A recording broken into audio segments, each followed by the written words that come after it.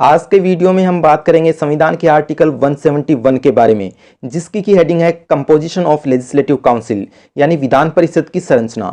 इस आर्टिकल में total 5 close दिए हुए हैं, तो आइए फिर जानते हैं इन पांचों क्लोज को एक एक करके। आर्टिकल 171 के क्लोज 1 में यह बताया गया है कि एक लेजिस्लेटिव काउंसिल के मेंबर्स की मैक्सिमम और मिनिमम संख्या कितनी हो सकती है। तो इस क्लोज के प्रोविजंस के मुताबिक एक लेजिस्लेटिव काउंसिल में मेंबर्स की अधिकतम संख्या उस राज्य की जो विधानसभा है उस विधानसभा की कुल सदस्य संख्या के 1/3 तक हो सकती है। जैसे कि फॉर एग्जांपल राजस्थान राज्य की जो विधानसभा है उसकी कुल सदस्य संख्या है 200। तो ऐसे में अगर राजस्थान में लेजिस्लेटिव काउंसिल बनाई जाती है तो उसकी अधिकतम सदस्य संख्या होगी 200 का 1/3 यानी 66। और जहां तक एक लेजिस्लेटिव काउंसिल में मेंबर्स की मिनिमम संख्या का सवाल है तो वो है 40, यानी एक लेजिस्लेटिव काउंसिल में कम से कम 40 मेंबर्स तो होंगे ही होंगे। क्लोज 2 ये कहता है कि इस आर्टिकल में लेजिस्लेटिव काउंसिल के कंपोजिशन यानी विधान परिषद की संरचना से रिलेटेड जितने भी प्रोविजंस दिए हुए हैं उन प्रोविजंस में हमारे देश की पार्लियामेंट कानून बनाकर जब चाहे कोई भी चेंज या बदलाव कर सकती है। हालांकि यहां पर यह भी ध्यान में रखिए कि पार्लियामेंट के पास इस तरह की शक्तियां होने के बावजूद पार्लियामेंट ने अभी तक ऐसा कोई भी कानून इस संबंध में नहीं बनाया है। क्लोज 3 इस आर्टिकल का सबसे इंपॉर्टेंट क्लोज है, क्योंकि यहां पर बात की गई है लेजिस्लेटिव काउंसिल के कंपोजिशन के बारे में। कहने का मतलब कि ये क्लोज हमें ये बताएगा कि लेजिस्लेटिव काउंसिल के जो मेंबर्स हैं वो कौन कौन से इलेक्टोरेट्स के द्वारा चुने जाएंगे। यहां पर इलेक्टोरेट्स से मतलब उन लोगों के ग्रुप से हैं जिनके द्वारा लेजिस्लेटिव काउंसिल के मेंबर्स का चुनाव किया जाता है। इस पर्टिकुलर पॉइंट को बहुत ही आसानी से समझने के लिए हम एक छोटा सा काम करेंगे। हम लेजिस्लेटिव काउंसिल के जो मेंबर्स हैं उनको 3 अलग अलग कैटेगरीज में डिवाइड कर देंगे। पहले 1/3 मेंबर्स यानी पहले 1/3 सदस्य, उसके बाद दूसरे 1/3 मेंबर्स और लास्ट में अंतिम 1/3 मेंबर्स। पहले बात करें पहले 1/3 मेंबर्स की, तो लेजिस्लेटिव काउंसिल के पहले 1/3 मेंबर्स चुने जाएंगे लोकल बॉडीज या लोकल अथॉरिटीज के जो मेंबर्स होते हैं उनके द्वारा। किस तरह की लोकल बॉडीज, जैसे कि म्युनिसिपैलिटीज या नगरपालिकाएं या फिर डिस्ट्रिक्ट बोर्ड्स या जिला बोर्ड आदि आदि। तो इसको आपको ऐसे ध्यान में रखना है कि जो पहले 1/3 मेंबर्स हैं लेजिस्लेटिव काउंसिल के वो चुने जाएंगे सबसे छोटे लेवल के जो पॉलिटिशियंस होते हैं उनके द्वारा। इसके बाद जो दूसरे 1/3 मेंबर्स हैं वो चुने जाएंगे उस राज्य की जो विधानसभा है उस विधानसभा के मेंबर्स के द्वारा, यानी उस राज्य के एमएलएज के द्वारा। अब यहाँ पर एक सवाल यह बन सकता है कि उस राज्य के एमएलएज अगर चाहें तो क्या अपने में से ही किसी एक एमएलए को लेजिस्लेटिव काउंसिल का मेंबर भी बना सकते हैं? तो इसका जवाब है जी नहीं, ये पॉसिबल नहीं है। क्यों? क्योंकि एक ही व्यक्ति लेजिस्लेटिव असेंबली और लेजिस्लेटिव काउंसिल दोनों का मेंबर एक साथ नहीं बन सकता। तो इस पॉइंट को हम ऐसे ध्यान में रख सकते हैं कि जो दूसरे 1/3 मेंबर्स होते हैं लेजिस्लेटिव काउंसिल के वो चुने जाते हैं मीडियम लेवल के पॉलिटिशियंस के द्वारा, यानी एमएलएस के द्वारा। अब जो अंतिम 1/3 मेंबर्स बच गए हैं उन अंतिम 1/3 मेंबर्स को हम डिवाइड कर देंगे 3 अलग अलग पार्ट्स में, 1/12, 1/12 और 1/6। ये बात तो आप अभी तक जान ही चुके हैं कि हम अभी तक 2 तरह के पॉलिटिशियंस को कवर कर चुके हैं, छोटे लेवल के पॉलिटिशियंस और मीडियम लेवल के पॉलिटिशियंस।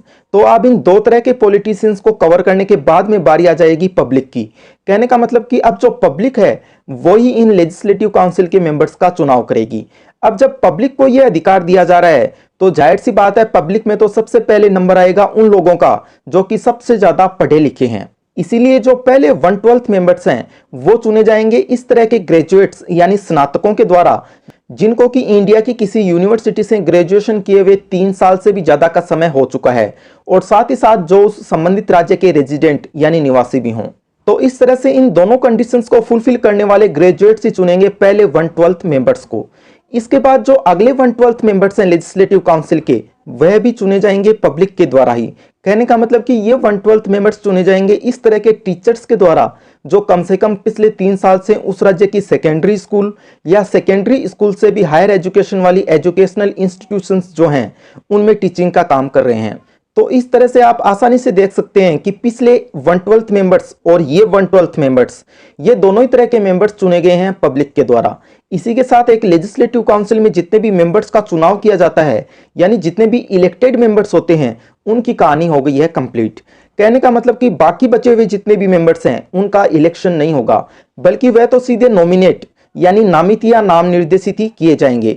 सिंपल लैंग्वेज में बोलूं तो बचे हुए अंतिम 1/6 मेंबर्स जो हैं वो नॉमिनेट किए जाएंगे गवर्नर यानी राज्यपाल के द्वारा। तो यहाँ पर ये बात आप अच्छे से समझ लीजिए कि लेजिस्लेटिव काउंसिल के जो 5/6 मेंबर्स होते हैं वो तो इलेक्शन के माध्यम से चुने जाते हैं, जबकि जो 1/6 मेंबर्स होते हैं वो नॉमिनेट किए जाते हैं गवर्नर के द्वारा।